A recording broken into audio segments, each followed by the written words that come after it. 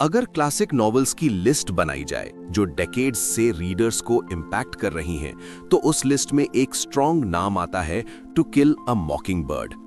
ये बुक 1960 में पब्लिश हुई थी और तब से स्कूल करिकुलम्स, लिटरेचर डिस्कशंस और सोशल जस्टिस डिबेट्स का इंपॉर्टेंट पार्ट बनी हुई है। इस नॉवल ने रेस, जस्टिस और मोरालिटी जैसे टॉपिक्स को सिंपल स्टोरी के थ्रू एक्सप्लोर किया। बुक की ऑथर है हार्पर ली। स्टोरी अमेरिकन साउथ के एक स्मॉल टाउन में सेट है जिसका नाम है मेकोम्ब। नैरेटिव एक यंग गर्ल के पर्सपेक्टिव से आता है जिसका नाम है स्काउट फिंच। स्टोरी बेसिकली उसके चाइल्डहुड एक्सपीरियंसेस को फॉलो करती है। बुक का सेंट्रल कैरेक्टर है एटिकस फिंच। वो एक लॉयर है जो टाउन में रिस्पेक्ट किया जाता है।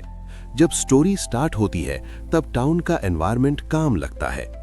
बच्चे स्कूल जाते हैं, नेबर्स एक दूसरे को जानते हैं, लाइफ स्लो और ऑर्डिनरी लगती है। लेकिन स्टोरी का मेन कॉन्फ्लिक्ट तब स्टार्ट होता है जब एटिकस फिंच एक ब्लैक मैन का लीगल केस एक्सेप्ट करते हैं जिसका नाम है टॉम रॉबिन्सन। उस पर एक्यूजेशन है कि उसने एक वाइट वुमन को असॉल्ट किया है। यहां से नॉवल का मॉरल टेंशन स्टार्ट होता है। केस कोर्ट में जाता है और पूरा टाउन डिवाइडेड हो जाता है। बहुत लोग चाहते हैं कि अक्यूज्ड को ऑटोमेटिकली गिल्टी डिक्लेयर कर दिया जाए, लेकिन एटिकस फिंच जस्टिस और फेयरनेस के प्रिंसिपल पर स्टैंड लेते हैं। ये पार्ट नॉवल का इमोशनल कोर है। ऑथर रेसिज्म और प्रेजुडिस को ओपनली शो करती हैं। कोर्टरूम सीन्स पावरफुल है। रीडर क्लियरली देख सकता है कि ट्रूथ और जस्टिस के बीच सोशल बायस कैसे बैरियर क्रिएट करता है। बुक का एक स्ट्रॉन्ग एस्पेक्ट पर्सपेक्टिव है। स्टोरी एक चाइल्ड नैरेटर के थ्रू आती है। स्काउट फिंच दुनिया को इनोसेंस के साथ ऑब्जर्व करती है। उसकी अंडरस्टैंडिंग ग्रेजुअली मैच्योर होती है। इस पर्सपेक्टिव की वजह से नॉवल का टोन यूनिक लगता है। सीरियस टॉपिक्स भी सिंपल ऑब्जर्वेशंस के थ्रू एक्सप्लोर होते हैं। रीडर स्लोली रियलाइज करता है कि सोसाइटी में प्रेजुडिस कितना डीप है। बुक का एक और मेमोरेबल कैरेक्टर है बू रैडली। टाउन के लोग उसके बारे में स्ट्रेंज रूमर्स बनाते हैं। बच्चे उसे मिस्टीरियस और स्कैरी फिगर समझते हैं, लेकिन स्टोरी के एंड तक क्लियर होता है कि रियलिटी रूमर्स से डिफरेंट होती है। ये सब प्लॉट नॉवल का सिंबॉलिक मैसेज रीइंफोर्स करता है। लोग अक्सर दूसरों को समझे बिना जज कर देते हैं। राइटिंग स्टाइल सिंपल है, लैंग्वेज हैवी लिटरेरी नहीं है। ऑथर डेली लाइफ सीन्स को डिटेल के साथ डिस्क्राइब करती है। इस वजह से टाउन का एनवायरनमेंट रियल फील होता है।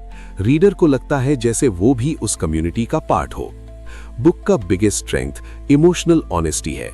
ऑथर रेसिज्म को प्रीची टोन में एक्सप्लेन नहीं करती।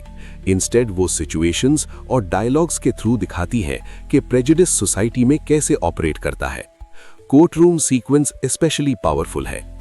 जब एटिकस फिंच कामली एविडेंस एक्सप्लेन करते हैं तब रीडर को क्लियर लगता है कि ट्रूथ क्या है, लेकिन फिर भी फाइनल डिसीजन अनफेयर होता है। ये मोमेंट नॉवल का मोस्ट डिस्टर्बिंग और रियलिस्टिक पार्ट है। रीडर रियलाइज करता है कि जस्टिस सिस्टम भी सोशल बायस से फ्री नहीं होता। लेकिन ऑनेस्ट रिव्यू में कुछ क्रिटिसिज्म भी मेंशन करना जरूरी है। एक क्रिटिसिज्म ये है कि नॉवल रेसिज्म को प्राइमरीली व्हाइट हीरो के पर्सपेक्टिव से शो करती है। टॉम रॉबिन्सन का कैरेक्टर सेंट्रल इशू रिप्रेजेंट करता है, लेकिन उसका पर्सनल पर्सपेक्टिव लिमिटेड है। स्टोरी फोकस ज्यादा एटिकस फिंच और उसके फैमिली पर रखती है।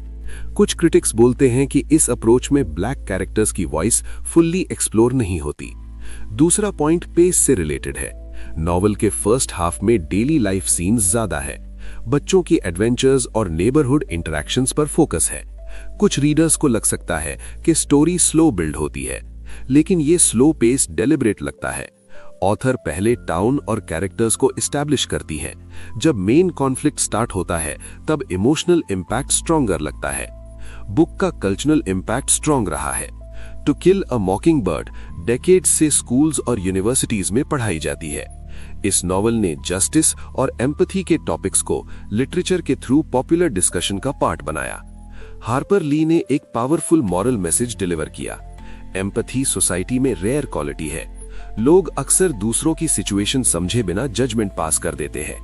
नॉवल रिपीटेडली ये आइडिया हाईलाइट करता है कि किसी इंसान को समझने के लिए उसकी पोजीशन से दुनिया देखनी पड़ती है। अब फाइनल वर्डिक्ट की बात करते हैं। टू किल अ मॉकिंगबर्ड एक क्लासिक नॉवल है जिसका इमोशनल और सोशल इम्पैक्ट स्ट्रॉन्ग है। राइटिंग सिंपल है लेकिन थीम्स डीप है। बुक का बिगेस्ट स्ट्रेंथ मॉरल क्लैरिटी है। स्टोरी रीडर को फोर्स करती है कि वो प्रेजुडिस, जस्टिस और एम्पैथी पर सोच करे, लेकिन पेस स्लो है और कुछ कैरेक्टर्स की डेप्थ लिमिटेड लग सकती है। फिर भी ओवरऑल इंप्रेशन स्ट्रॉन्ग है। ये नॉवल सिर्फ एक कोर्टरूम ड्रामा नहीं है, ये चाइल्डहुड पर्सपेक्टिव के थ्रू सोसाइटी की मॉरल कॉन्ट्रडिक्शंस को एक्सपोज करती है। सिंपल वर्ड्स में बोलें तो ये बुक एक रिमाइंडर है।